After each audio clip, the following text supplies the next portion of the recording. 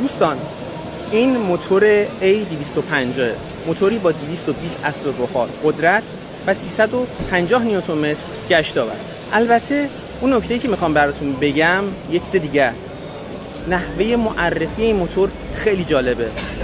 اینجا ما موتور رو داریم، اینجا یه اسکرین. حالا من این اسکرین رو میچرخونم و هر بخش که میرسه اون بخش رو انیمیشنش رو نشون میده. اینجا پیستونا دارن بالا پایین میشن، میچرخونمش. حالا قطعه بعدی. حالا بریم سر قطعات این موتور به صورت ساده سعی میکنم توضیح بدم. اول این توربو شارژه. خب احتمالا خیلی از بچه‌ها میدونن ولی خیلی از دوستان شاید ندونن.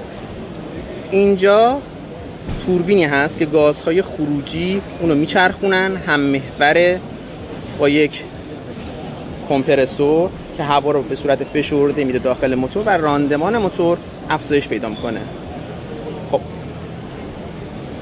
این موتور تزریق مستقیم سوخته. ببینید این انژکتوره مستقیم تزریق میکنه.